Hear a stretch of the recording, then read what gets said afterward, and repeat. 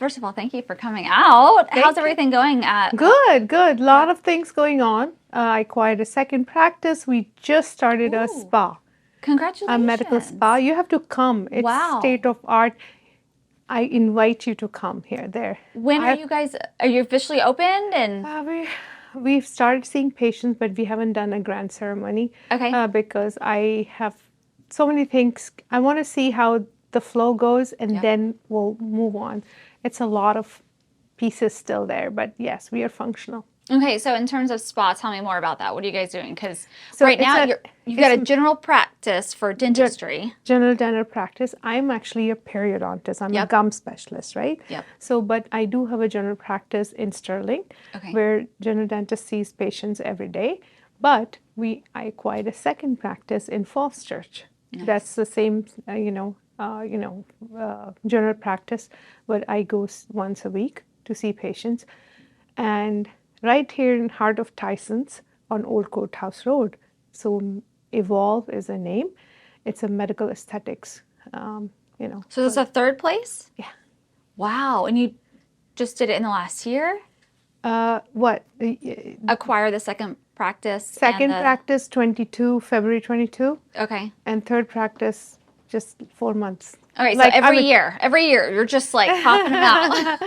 yeah, it's this is the time. If I don't do it now, then it's not going to happen. Yeah. Well, what motivated you to do it? Like, how did your thought process work? Instead of just because I've talked to lots of health professionals, business owners, what made you go from, I have this very successful practice, you either continue doing this all the way to what you did, which is, you know what, nah, I'm going to go ahead and open up another one. And then the next year, another one. So, as you know, I'm a periodontist, right? So, we deal with a lot of gum recession or perioplastic surgery. So, that's been my passion. When I started doing perioplastics, that's my forte actually. So, I was always interested in aesthetics, facial aesthetics. In state of Virginia, dentists were not allowed to do facial aesthetics, Botox, or any fillers and all. So I took the class a couple of years ago, but I was not able to practice, so that bothered me a lot. But now, lately, from last year, we have been allowed to do some facial aesthetics, which is pertaining to dental. The law did not pass through completely. It has not become a regulation yet. So, but meanwhile, I was already involved in some aesthetics. So I decided how about venturing a little bit, make it a venture out of this, and just get involved into rejuvenation. Age was catching up. I'm Yeah. also getting older. So I decided, okay, why not go into full form into it? So I I was inquiring, and one of my dentist friends, she said, "You're so interested in all this. Why don't you talk to a friend of mine who happened to close her medical aesthetics spa during COVID?" And I met a highly esteemed gynecologist of our area, Dr. Singh. So she developed some liver cancer a couple of years ago, and she could not, maintain the place. And of course, COVID happened. So I spoke to her. So she offered, okay, so I acquired the building, we renovated it, and this is the journey. Right now, Dr. Singh is actually the medical director of the program. Is she doing okay? Yeah, she's Okay. doing Good, okay. good, good. She has stage 4 liver cancer, but she's doing well. But she's a medical director. She's hale and hearty. If you meet her, you will never guess. Oh. Yeah. This so far. This is the journey, and I look forward. And I've always been, into uplifting others, uplifting, women or human beings. So I think it's going to help. It's not about, and I'm an immigrant, right? We as immigrants never cared for each other, ourselves. It was always a survival mode. So What do you mean by that? let me get through this and then I'll move on. Let me establish myself. I came back with very little money to study Where did here, you come from? India. Okay. Yeah. So, you know, it was, okay, let me establish myself. And then we come from, I came from a country where you, the conversion rate is very high. So you have to help your family too back home. You have to help others. So, thankfully I was able to do that. So now it was my time to do something more. So all these 15 years I've been on a survival mode. Okay, let me get through this.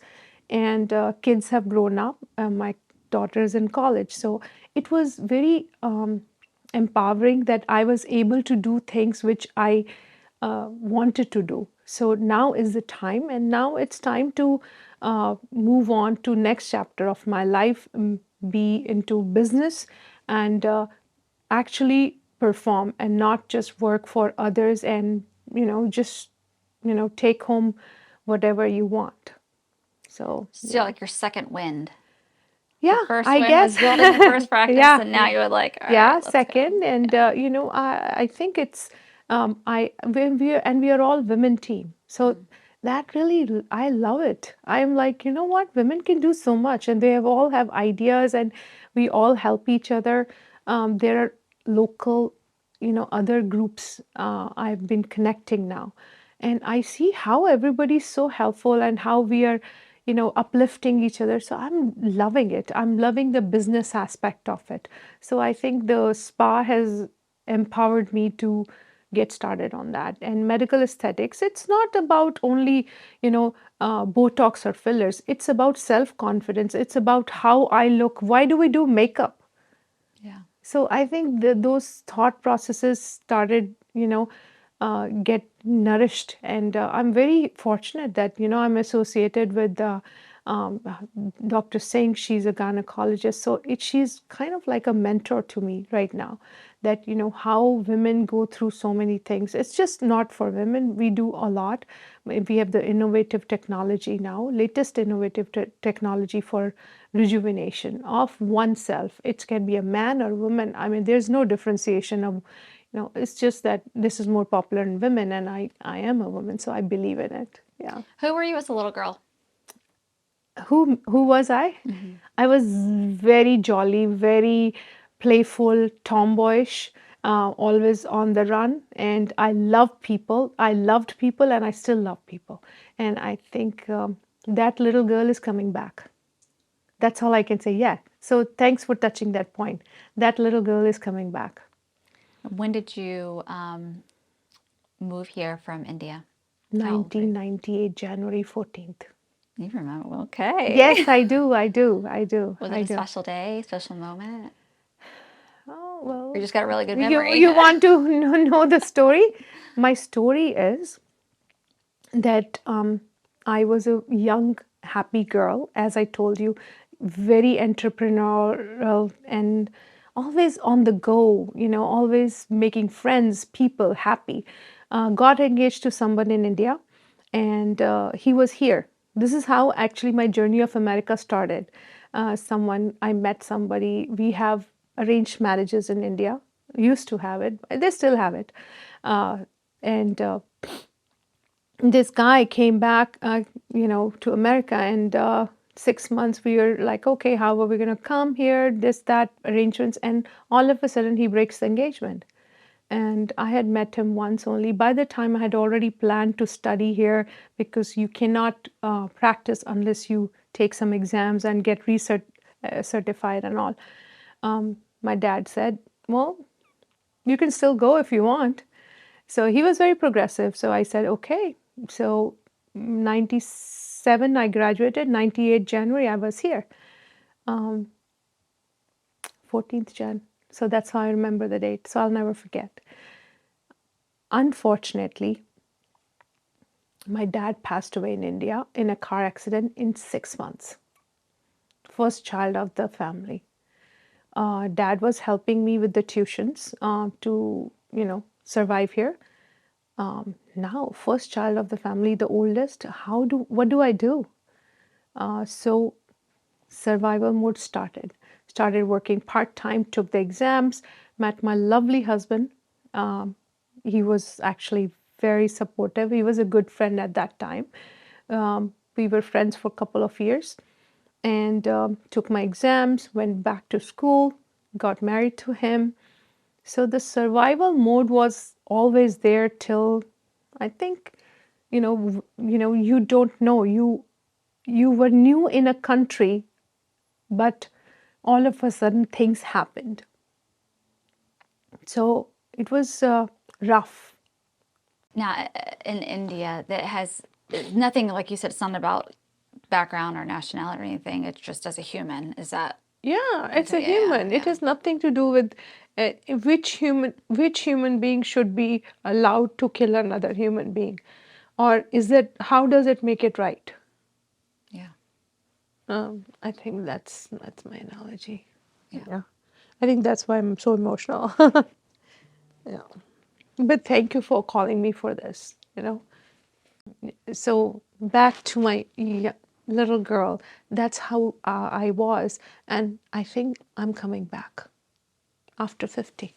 Love it. All right, to wrap it up here, tell me one piece of advice or one message you would love to share with the world.